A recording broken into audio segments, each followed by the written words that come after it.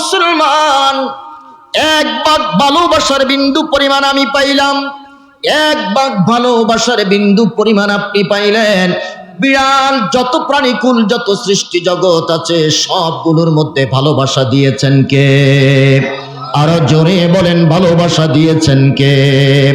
ভালোবাসার পরিমাণ হলো এক ভাগ ভালোবাসার বিন্দু পরিমাণ। আমি জানতে চাই রে মুসলমান, এক ভাগ ভালোবাসার বিন্দু পরিমাণ অধিকারী হয়ে মা তার সন্তানের জন্য জীবন দিয়ে দেয়, বাবা তার সন্তানের জন্য জীবন দিয়ে দেয়, স্বামী তার স্ত্রীর জন্য জীবন দেয়, স্ত্রী তার স্বামীর জন্য জীবন দেয়, কর্মীরা তার নেতার জন্য জীবন দিয়ে দেয়। কথা বলেন ঠিক কিনা? ভালোবাসা কতটুক? এক ভাগ ভালোবাসার বিন্দু পরিমাণ। কথা কোন ঠিক কিনা? এ দুনিয়ার মুসলমান, মুরগি যখন বাচ্চা দেয়, মা মুরগিটি যখন বাচ্চাগুলোকে সাথে নিয়ে ঘুরে, যেই ঘরের মধ্যে থেকে মা মুরগিটা লালিত পালিত হয়েছে, যেই ঘরের মধ্যে থেকে মা মুরগিটা যে প্রতিদিন খাবারে খাচ্ছে, যেই ঘরের মধ্যে রাত্রি যাপন করতেছে, ওই ঘরের মালিক অর্থাৎ মুরগির মালিকও যদি তার বাচ্চাটাকে ধরতে যায়, মা মুরগিটা কিন্তু বসে থাকে না, ভালোবাসার ক্ষেত্রে মালিককেও ছাড় দেয় না। কথা বলেন ঠিক কিনা? মুরগির বাচ্চা দেখছেন না আপনারা? বলেন দেখছেন কিনা? মালিকও যদি বাচ্চাটাকে ধরতে যায়, বলেন দেখি মা মুরগিটা কি করে? আক্রমণ করে কিনা? তার মানে ভালোবাসার ক্ষেত্রে কোনো কম্প্রোমাইজ নাই। এবার আমি আপনাদেরকে প্রশ্ন করতে চাই, বলেন মুরগির ভিতরে ভালোবাসা কতটুকু? এক ভাগ ভালোবাসাকে বিন্দু পরিমাণ আলাদা করে মুরগির ভিতরে আমার আল্লাহ একটু দিয়ে দিয়েছেন। কথা বলেন ঠিক কিনা?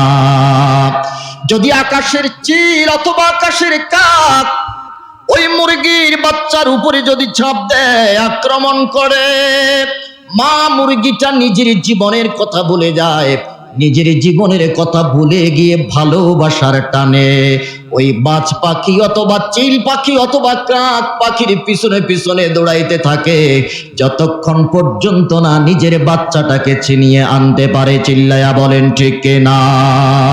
নিজের জীবনের কথা ভুলে যায়, নিজের জীবনের মায়া ভুলে যায়।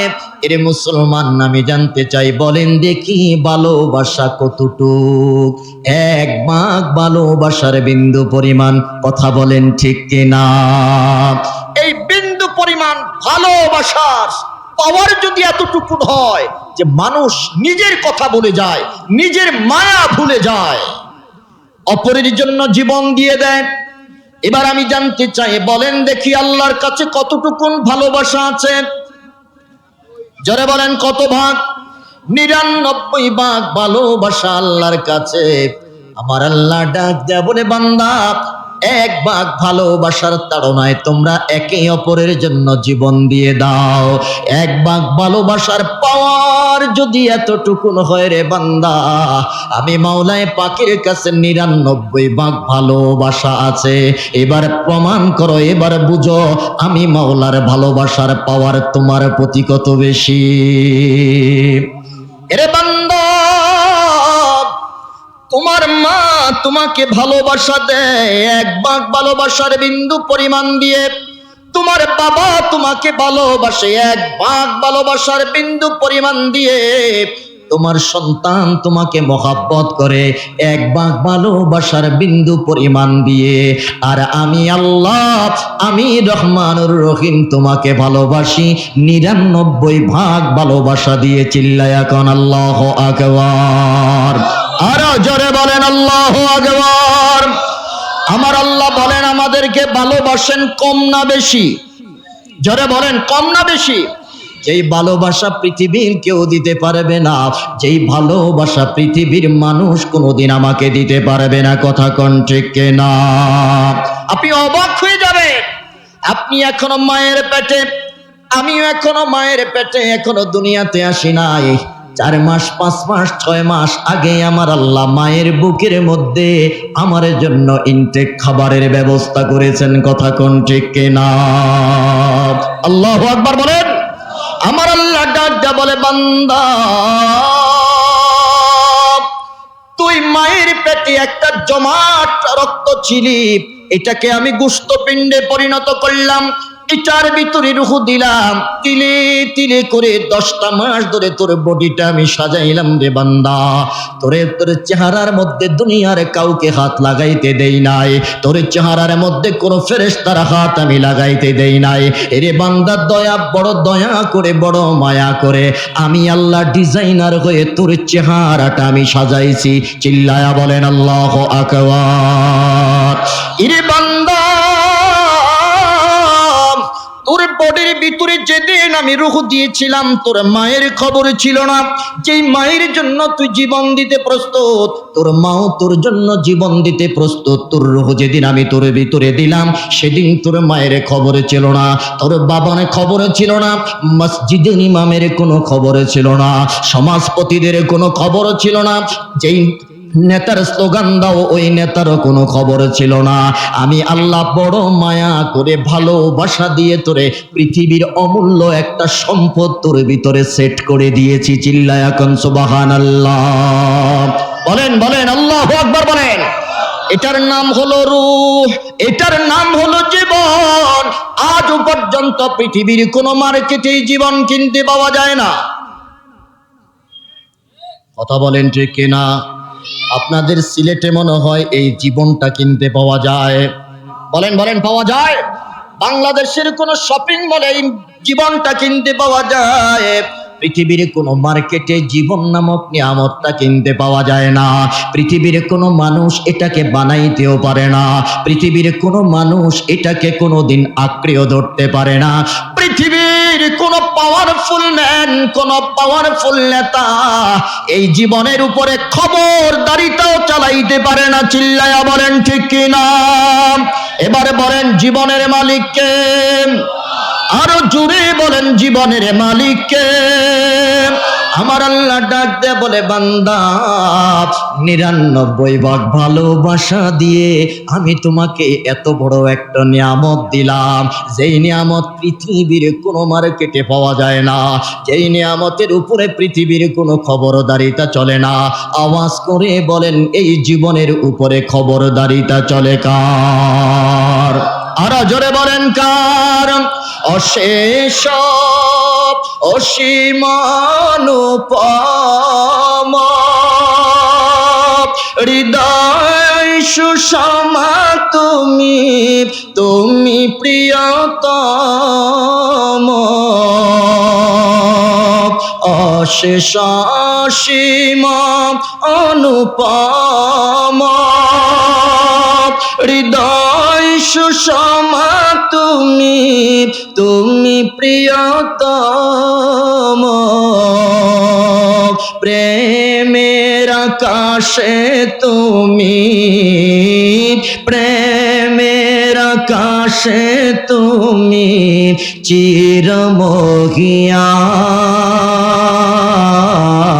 চিরমহিয়ান, তুমি রহমান, তুমি মেহেরবান, তুমি রহমান, তুমি মেহেরবান। কখনো তোমাকে যদি ভুলি, হিদায়েতের আলো জ্বেলে নিও কাছে তুলি। কখনো তোমাকে যদি ভুলি, হিদায়েতের আলো জ্বেলে নিও কাছে তুলি। ঠাই দিও প্রিয়তম, ঠাই দিও প্রিয়তম, ও গো দয়াবান, তুমি রহ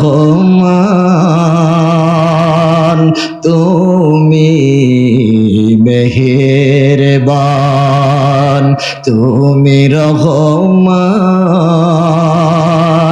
তুমি মেহেরবান। জোরে বলেন মারহাবা।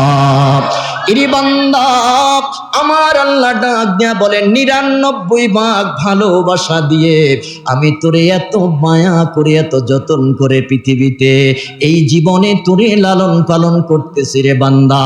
আমার একটা নিয়ামতের শুকরিয়া, একটা নিয়ামতের শুকরিয়া যদি তুই আদায় করতে চাস, তোর জীবনের প্রদীপটা শেষ হয়ে যাবে, নিভে যাবে। আমার একটা নিয়ামতের শুকরিয়া আদায় করে শেষ করতে পারবি না। বলেন আল্লাহু আকবার, বলেন মালিক কে? এর দুনিয়ার মুসলমান, প্রতিদিন একটা মানুষ প্রায় 3 লক্ষ টাকার অক্সিজেন গ্রহণ করে। আল্লাহু আকবার বলেন। কোনদিন একটা টাকা আমার আল্লাহকে বিল পরিশোধ করতে হয় নাই। দিনের বেলায় রিজিক অন্বেষণ করার জন্য, কর্ম করার জন্য মাথার উপরে প্রতিদিন একটা লাইট সেট করে দিয়েছে। কোনদিন একটা টাকা আমার আল্লাহকে বিল পরিশোধ করা লাগে নাই। কথা বলেন ঠিক কিনা? এ দুনিয়ার মানুষ, মাটিটাকে ছিদ্র করে যদি লাউয়ের বিচিটা ঢুকিয়ে দেওয়া যায়, 1 সপ্তাহ 10 দিন 15 দিন পরে গাছ বের হয়ে যায়। ওই গাছের মধ্যে আল্লাহ পাকের নিয়ামত লাউ ধরে যায়। আমার আল্লাহ ডাক দেয়া বলে, বান্দা এমন একটা লাউ পৃথিবীর কোনো বৈজ্ঞানিক বানাইতে পারবে না। চিল্লায়া বলেন ঠিক কিনা? আমার আল্লাহ ডাক দেয়া বলে, বান্দা ভালোবাসা তোর প্রতি আমার হইল 99%। 99 ভাগ ভালোবাসা তোরে দিয়ে আমি তোরে পৃথিবীর জমিনে বাঁচাইয়া রেখেছি।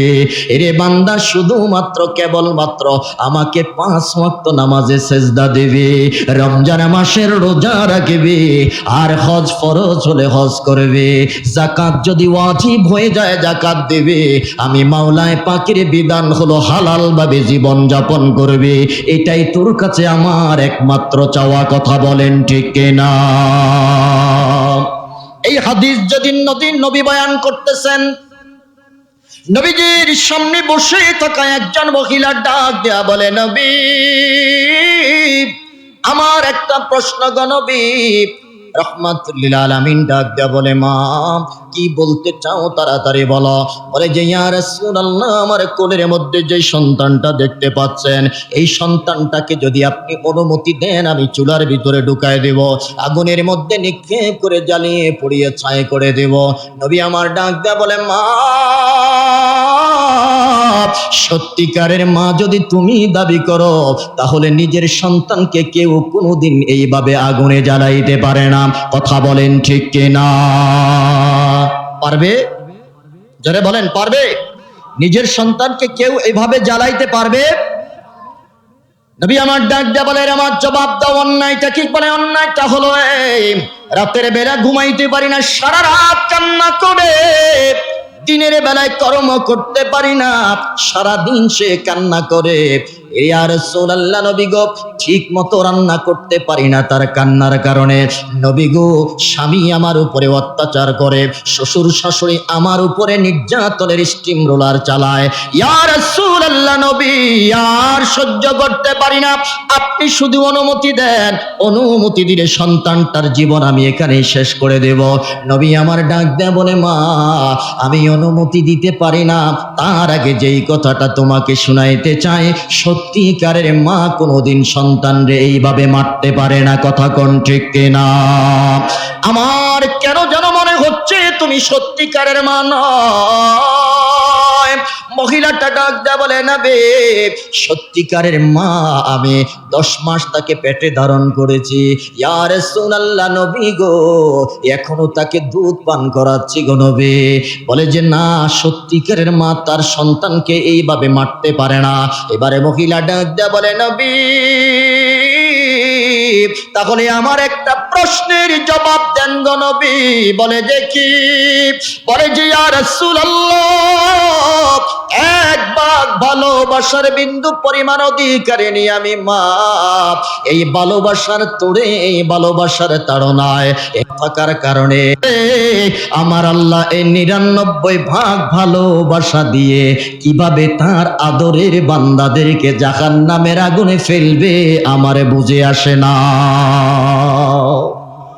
বলেন না আল্লাহু আকবার বলেন। এবারে বলেন প্রশ্নটা কঠিন না সহজ? বলেন।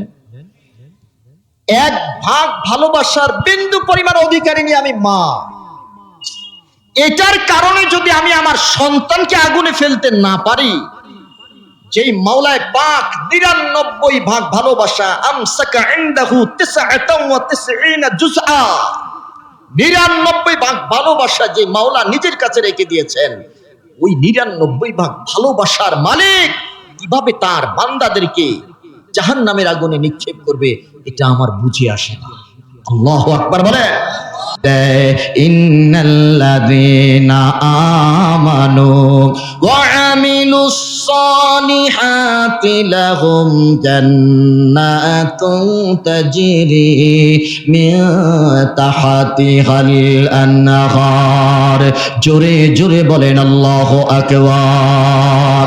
ইয়া রাসূলুল্লাহ, আপনি বলে দেন কিয়ামত পর্যন্ত যত বান্দা ঈমানওয়ালা মানুষ পৃথিবীতে আসবে, তাদের কাছে যারা এই মেসেজটা চলে যায়, নিশ্চয়ই যারা ঈমানদার, ঈমান আনার পরে আমলে সালেহ করবে, আমি আল্লাহ কথা দিলাম ওই ঈমানওয়ালা মানুষগুলোকে একটারও জাহান্নামের আগুনে জ্বালাবো না। জোরে জোরে বলেন আল্লাহু আকবার। এলেরে কুড়াউড়ার মানুষ, আমি জানতে চাই আমরা জান্নাত চাই কি চাই না? দুই হাত তুলে বলেন জান্নাত চাই কি চাই না? আমাদের প্রত্যেককে জান্নাতি মেহমান হিসাবে কবুল করুক। জোরে বলেন আমিন। আমার আল্লাহ ডাক দিয়া বলে, বান্দা রে, এতটা ভালোবাসা তোদেরকে আমি দিয়েছি, এই জন্য সূরা ফুরকানের ৬৩ নম্বর আয়াতের সূচনাতেই আমি বললাম, সূচনাতেই মায়ার একটা ডাক দিলাম। আমার আল্লাহ ডাক দেয়া বলতেছে, ওয়া ইবাদুর রহমান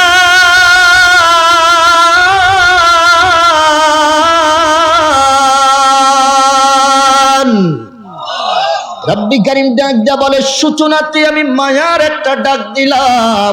এই রহমানের বান্দারা শুনে নাও, তোমাদের ব্যাপারে আমার সর্বপ্রথম নসিহতটা হলো আল্লাযীনা ইয়ামশুনা আলাল আরদি খাওনা, জমিনের উপরে বিনয়ের সাথে চলাফেরা করতে হবে। কথা বলেন ঠিক কিনা?